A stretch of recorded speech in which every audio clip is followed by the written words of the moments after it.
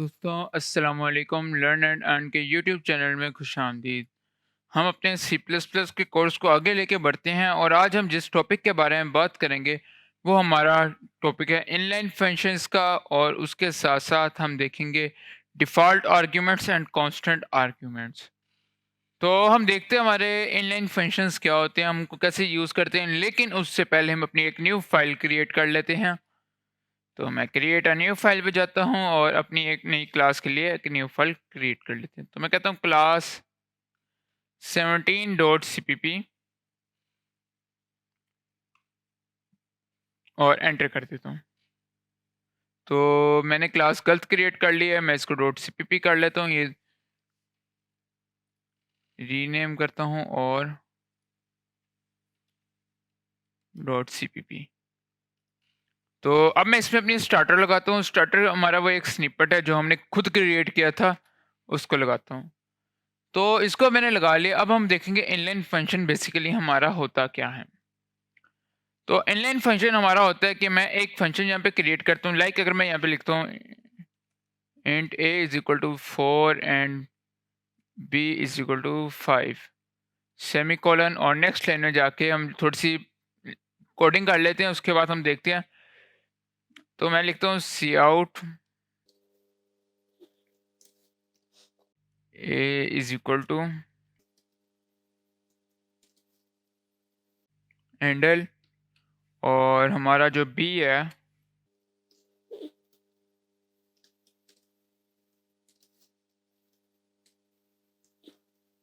Handle. अब मैं इसको सेव करता हूँ, सेव करके रन करके देख लेते हैं इसको।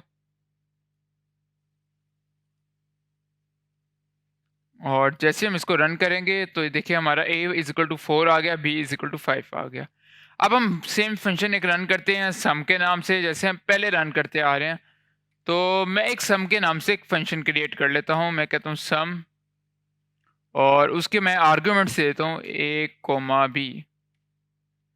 ठीक हो गया, सेमीकोलन लगा लेता हूँ और उसके साथ मैं यहाँ पे लिख लेता हूँ सी आउट सम, या इसके साथ यहाँ पे लिख लेता हूँ।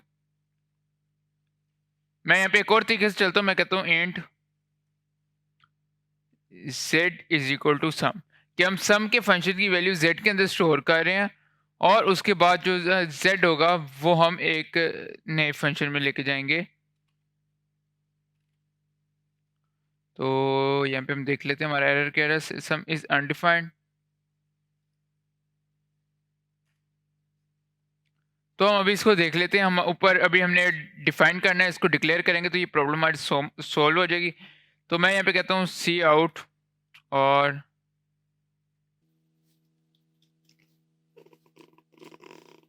सम इज इक्वल टू, और साथ में यहाँ पे जी लगा देता हूँ। तो जी लगा के मैं इसको सेव करने से पहले मैं एक और सम के नाम से फंक्शन क्रिएट कर लेता हूँ। मैं यहाँ पे कहता हूँ int sum is equal to int sum, और यहाँ पे दो इंटीजर्स क्रिएट करता हूँ, एक इंट एक्स और दूसरा इंट वाई। और अब मैं इधर जाता हूँ और सेमीकोलन लगा के मैं लिखता हूँ int z is equal to, अच्छा अब ये जो z ये वाला है ना, इस इंटीजर z ये एक लोकल वेरिएबल है और इसका स्कोप सिर्फ हमारे सम के फंक्शन के अंदर है। इसका स्कोप हमारे मेन फंक्शन में नहीं है, ये बात याद रखिएगा। ये वाला z और ये वाला z दो डिफरेंट z हैं। इस z का स्कोप इस फंक्शन के अंदर है और इस z का स्कोप इस फंक्शन के अंदर है। ये दोनों अपने अपने स्कोप के बाहर काम नहीं करेंगे क्योंकि ये दोनों लोकल वेरिएबल्स हैं। तो वैसे आइडियल ये होता है कि आप अलग-अलग क्रिएट करें, लेकिन अभी भी ये सही है। ये आपको बता रहा हूँ। तो int z is equal to हम कर लेते हैं एक्स प्लस वाई सेमीकोलन और रिटर्न z कर लेता हूँ।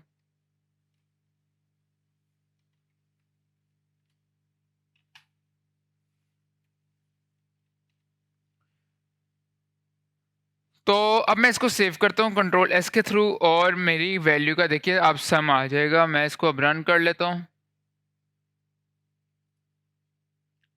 तो जैसे ही मैं इसको रन करूँगा तो देखिए मेरा सम आ गया 4 + 5 9 आ गया। तो अब बेसिकली हमारा इनलाइन फंक्शन क्या होता है? अब मैं अगर आपको इसको थोड़ा-सा और सिंपल करके दिखाऊँ, मैं इसको बजाय इसके कि int z is equal to x plus y लिखूँ, मैं इसको ऐसे भी तो लिख सकता हूँ। मैं इसको कहता हूँ कंट्रोल x, कंट्रोल v और इसको रिमूव कर देता हूँ। तो ठीक हो गया। अब मैं अगर इसको इस तरह करूँ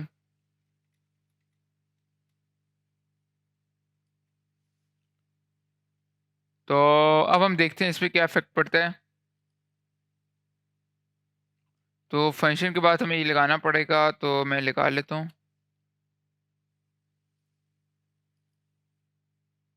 अच्छा, आपको एक और बात बताता चलूँ कि अगर आप चाह रहे हैं कि ये वाली जो ब्रैकेट्स के हैं, ये जो ब्रैकेट्स हैं, ये हमारा रिटर्न x प्लस वाई इसके अंदर आए, तो आपने simple return x plus y के ऊपर को सिलेक्ट करना है और सिलेक्ट करके आपने ये कर्ली ब्रैकेट्स लगा दें।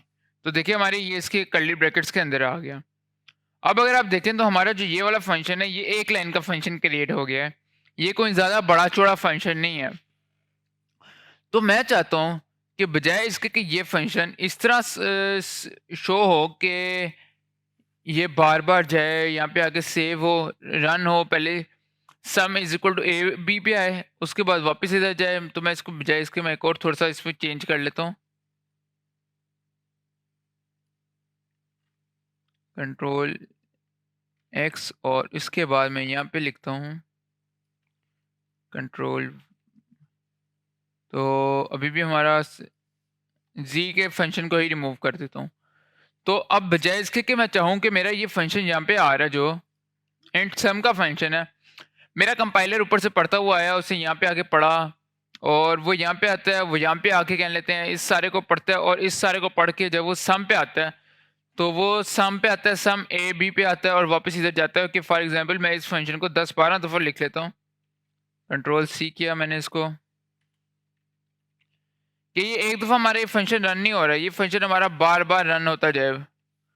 तो इससे मैं एक अच्छा खासा फंक्शन क्रिएट कर लेता हूँ और मेरे पास मसला ये आता है कि मेरा कंपाइलर जब बार-बार इस फंक्शन को रीड कर रहा है, आ रहा है, रीड कर रहा है और वापस आके एग्जीक्यूट करता है और उसके बाद मुझे इसका आंसर देता है। तो ये मेरा टाइम थोड़ा ज़्यादा लेता है, मेरा थोड़ा ज़्यादा टाइम लेता है इस चीज़ को एग्जीक्यूट करने में। तो अगर मैं इसको सेव करके रन करता हूँ तो ये मेरा थोड़ा सा टाइम लेगा इन सारे फंक्शंस को वन बाय वन एग्जीक्यूट करने में। कि अगर हर फंक्शन में मैं इन पे एंडल भी लगा दूँ सारों में तो मेरा काम हो जाएगा। तो मैं यहाँ पे सिंपल स्लैश एन लगा देता हूँ।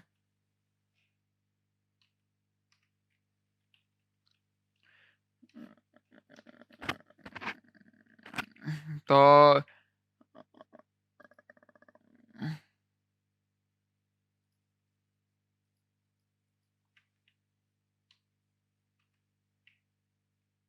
तो हम यहाँ पे लगा लेते हैं स्लैश एन और इसके बाकी में हम एंडल लगा के देख लेते हैं। यहाँ पे स्लैश एन ही जो आपको बेटर लगे आप लगा सकते हैं। जब आप इस पे यूज़ कर रहे हो ना, जब कि आप डबल कोटेशन के अंदर कुछ लिख रहे हो तो बेटर ये होता है कि आप स्लैश एन को यूज़ करें और दूसरी सूरत में आप उसको यूज़ कर लें एंडल को। तो इस तरह आप इनको डिफर करके यूज़ कर सकते हैं स्लैश एन को और दूसरों को। तो ये अब हमारा एक कोड हो गया। अब इसके हमारा इनलाइन फंक्शन का रोल क्या होता है कि अब ये मैंने कोड एक ही फंक्शन को मैं बार-बार कॉल कर रहा हूँ, तो ये फंक्शन मेरा थोड़ा-सा टाइम भी कंज़्यूम करता है कि जब वो एक फंक्शन को मेरा प्रोग्राम रीड करता है, तो उसे कुछ टाइम लगता है। और जब मैं बार-बार उसे कॉल कर रहा हूँ, तो वो सारे टाइम आपस में प्लस होते जाएँ, तो ये एक अच्छा खासे अमाउंट ऑफ टाइम बन जाता है। बेशक ये सेकंड्स के अंदर बनता है, लेकिन ये टाइम बन जाता है। तो बजाय इसके कि मैं इस टाइम को कंज़्यूम करूँ, मैं इस फ़ंक्शन को इनलाइन बना देता हूँ और जब मैं इसको इनलाइन बनाऊँगा, तो जो मेरा फ़ंक्शन होगा वो इसको इसी जगह पे आके इस सारे कोड को बजाय इसके इधर रन करे, वो इसको इस ए और बी के बीच में रन करेगा। तो और मेरा टाइम बचाएगा, उस बजाय इसके कि वो बार-बार इधर जाए और इस सारे को पढ़े, वो एक दफ़ा इसको करेगा और उसके बाद इनको इधर ही सॉल्व कर एग्ज़ीक्यूट करता जाएगा। तो ये मेरा टाइम बचा लेता है और मेरे फंक्शन की एफिशिएंसी को इंक्रीज़ कर देता है, फंक्शन कह रहा हूँ प्रोग्राम की। तो इसके लिए आपको क्या करना है, अब हम कैसे एक फंक्शन को इनलाइन क्रिएट कर सकते हैं, उसके लिए हम फंक्शन से पहले यहाँ पे इनलाइन लगा देंगे। इनलाइन आपने लगा दिया, अब इसको सेव करेंगे तो ये हमारा एक इनलाइन फंक्शन बन गया है। मैं इसको दोबारा रन कर लेता हूँ। तो ये हमारा ऐसे फंक्शन बन जाता है।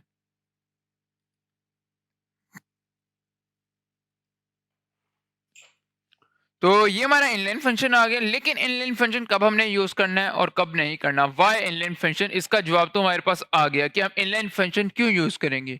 हम इसलिए यूज करेंगे कि बजाय इसके कि बार बार हमारा फंक्शन कॉल हो पड़े, सारा कुछ कोड को एक बार शुरू से एग्जीक्यूट करे, वो एक दफा एग्जीक्यूट करे हमारे फंक्शन को, और उसके बाद हमारा टाइम बचाए और हमारे प्रोग्राम की एफिशिएंसी को इंक्रीज करे।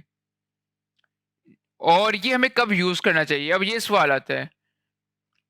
ये हमें तब यूज करना चाहिए जब हमारा प्रोग्राम छोटा प्रोग्राम हो, यानी कि ना होने के बराबर हो। जैसे आप x प्लस वाई कर रहे हैं, x मल्टीप्लाई बाय वाई कर रहे हैं, x माइनस वाई कर रहे हैं, यानी कि हमारा जो प्रोग्राम है वो 1 से 2 लाइंस का है, तब हम अपने फंक्शन को इनलाइन बना देंगे। तो तब तक के लिए सही है। या फिर जब हमारा कह लेते हैं फंक्शन है वो इतना कोई काम नहीं कर रहा, वो एक छोटा सा फंक्शन है, जैसे लाइक हमारा ये वाला फंक्शन है, तो हम इसको इनलाइन बना देंगे। उसके अलावा जो हमारा है कि हम इसको इनलाइन नहीं बनाएंगे। और एक और बात कि हमारा जो इनलाइन फंक्शन होता है, ये हमारी एक रिक्वेस्ट होती है जो हम अपने कंपाइलर से कहते हैं। हम उसे कहते हैं कंपाइलर हमारे इस फंक्शन को इनलाइन बना दो। अगर हमारे कंपाइलर को लगता है कि हमारा फंक्शन इनलाइन बन सकता है, तब वो उसको बना देता है, वरना वो उसको इनलाइन नहीं बनाता। तो इनलाइन फंक्शन वैसे रिकमेंडेड होता भी है और नहीं भी होता। कब होता है कि जब हमारा प्रोग्राम छोटा होता है। और अगर आप अपने हर फंक्शन को इनलाइन बनाने लग जाएंगे तो उसके दो नुकसान होंगे। एक तो अगर आपका फंक्शन है बड़ा, कि आपने कोई अच्छी खासी मल्टीप्लिकेशन की हुई है या अच्छा खासा अपना फंक्शन क्रिएट किया हुआ है, उसके अंदर अच्छा खासा प्रोग्राम है, तो वो सारा प्रोग्राम आपके कैशे में जाके बैठ जाएगा। कि अगर हमारा प्रोग्राम एक दफ़ा उसने यहाँ से एग्जीक्यूट इसको किया, तो इसने इसको हमारे कैशे में सेव कर दिया। उसके बाद वो हर दफ़ा उसको यहाँ से एग्जीक्यूट करी जा रहा है। लेकिन अगर हमारा प्रोग्राम बड़ा होगा, फंक्शन बड़ा होगा, तो वह एक बड़ा फंक्शन हमारी कैशे मेमोरी में चला जाएगा और वो हमारी अच्छी खासी मेमोरी को कंज्यूम करने लग जाएगा। तो बजाय इसके कि ये हमारे लिए बेनिफिशियल हो, हमारे एफिशिएंसी को बढ़ाए और हमारे टाइम को रिड्यूस करे, ये हमारे टाइम को इंक्रीज कर देगा और हमारे प्रोग्राम की एफिशिएंसी को डिक्रीज कर देगा। तो इनलाइन फंक्शन बड़े प्रोग्राम्स के लिए रिकमेंडेड नहीं होता। उसके साथ साथ आप लोग इनलाइन फंक्शन को जब आप स्टैटिक वेरिएबल यूज कर रहे होंगे तब भी नहीं बनाएंगे, आप लूप्स यूज कर रहे हो तब भी नहीं बनाएंगे, और स्विचेस स्टेटमेंट में भी नहीं बनाएंगे। तो कहने का मतलब ये है कि आप अपने एक सिंपल फंक्शन में और एक छोटे फंक्शन में को इनलाइन बनाएंगे, उसके अलावा बाकी को नहीं बनाएंगे, क्योंकि ये आपको उल्टा पड़ सकता है। तो ये हमारा इनलाइन फंक्शन था। मैं उम्मीद करता हूँ आप लोगों को इनलाइन फंक्शंस की समझ आई होगी। तो अब हम अपने डिफ़ॉल्ट आर्ग्यूमेंट्स की तरफ चलते हैं। हमारा डिफ़ॉल्ट आर्ग्यूमेंट क्या है? तो अब हम अपने इसी फंक्शन को देखते हैं। मैं इनमें से 2-3 के अलावा बाकी सारों को खत्म कर देता हूँ। तो अब हमारे इसी फंक्शन में हम अपने डिफ़ॉल्ट आर्ग्यूमेंट को देख लेते हैं। हमारा ये एक प्रोग्राम है और इस प्रोग्राम के अंदर हमारे पास a की वैल्यू है और b की वैल्यू है। मैं इसको कर लेता हूँ यहाँ पे।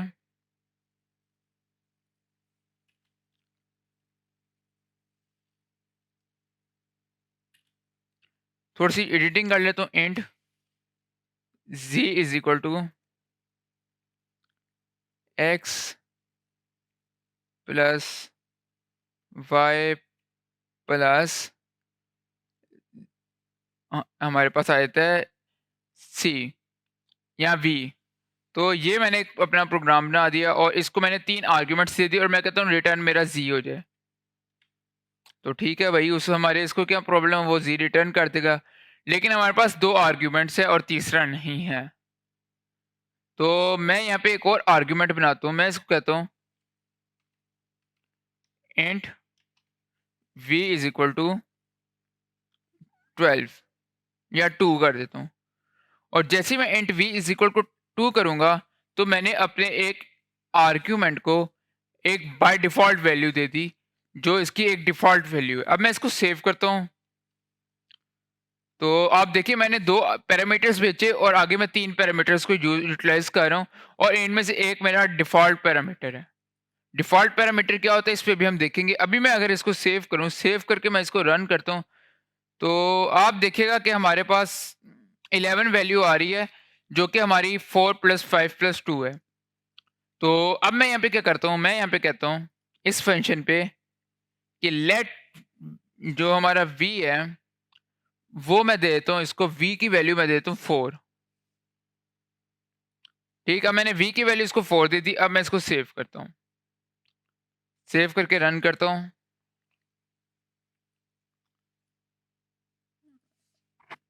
तो ये हमारा रन हो गया, रन हो गया। अब देखिए हमारी पहली वैल्यू जो बगैर इस आर्ग्यूमेंट की थी वो हमारी 11 आ रही है, और दूसरी जिसमें हमने आर्ग्यूमेंट दी था तो उसमें हमारा 13 आ रहा है। अब डिफ़ॉल्ट आर्ग्यूमेंट होता है कि हम कोई भी आर्ग्यूमेंट को अगर वैल्यू दे दें पैरामीटर में, तो वो हमारा एक डिफ़ॉल्ट आर्ग्यूमेंट बन जाता है, डिफ़ॉल्ट पैरामीटर बन जाता है। लेकिन डिफ़ॉल्ट पैरामीटर कब यूज़ होता है? डिफ़ॉल्ट पैरामीटर तब यूज़ होता है जब हमारे पास पीछे थर्ड पैरामीटर ना हो। अगर हमारे पास कोई थर्ड पैरामीटर है, तो हमारा फंक्शन उस पैरामीटर को यूटिलाइज़ करेगा, जैसे इसने यहाँ पे 4 को यूटिलाइज़ किया जो हमारे पास थर्ड पैरामीटर था। लेकिन जब हमारे पास थर्ड पैरामीटर ना हो तब हमारा डिफ़ॉल्ट आर्ग्यूमेंट यूज़ हो जाता है, जो कि हम हमारा थर्ड आर्ग्यूमेंट है, और हम अपने डिफ़ॉल्ट आर्ग्यूमेंट को हमेशा अपने राइट साइड पे रखते हैं और कंपल्सरी आर्ग्यूमेंट को अपने लेफ्ट साइड पे रखते हैं। तो ये हमारा डिफ़ॉल्ट आर्ग्यूमेंट था, जो कि आपको अगर समझ आ गई होगी डिफ़ॉल्ट आर्ग्यूमेंट की, कि आप किसी भी आर्ग्यूमेंट को अगर डिफ़ाइन कर दें, इनिशियलाइज़ कर दें अपने आर्ग्यूमेंट को अपने पैरामीटर्स में फ़ंक्शन के, तो वो आपका डिफ़ॉल्ट आर्ग्यूमेंट होता है। और वो कब यूज़ होता है? वो तब यूज़ होता है जब आप पीछे से वो आर्ग्यूमेंट नहीं दे रहे, कि यहाँ पे मैंने 2 पैरामीटर्स दिए और आगे मैं 3 यूटिलाइज़ कर रहा हूँ, तो मेरा डिफ़ॉल्ट आर्ग्यूमेंट यूज़ होगा। अगर मैं 3 दे रहा हूँ, तब मेरा डिफ़ॉल्ट आर्ग्यूमेंट यूज़ नहीं होगा। तो आपको डिफ़ॉल्ट आर्ग्यूमेंट्स की समझ आ गई होगी, और हम अपने थर्ड टॉपिक की तरफ चलते हैं। जो हमारा थर्ड टॉपिक है, कांस्टेंट आर्ग्यूमेंट। अब कांस्टेंट आर्ग्यूमेंट क्या होता है? अब बाय चांस हम अपने a की वैल्यू 4 सेंड कर रहे हैं, अपने यूज़र को मैं a की वैल्यू सेंड कर रहा हूँ 4, और a की वैल्यू ऐसी है जो मैं नहीं चाहता कि चेंज होना होए, तो इसको मैं बजाय इसके कि आपको इधर समझाऊँ, मैं ये समझाता हूँ आपको।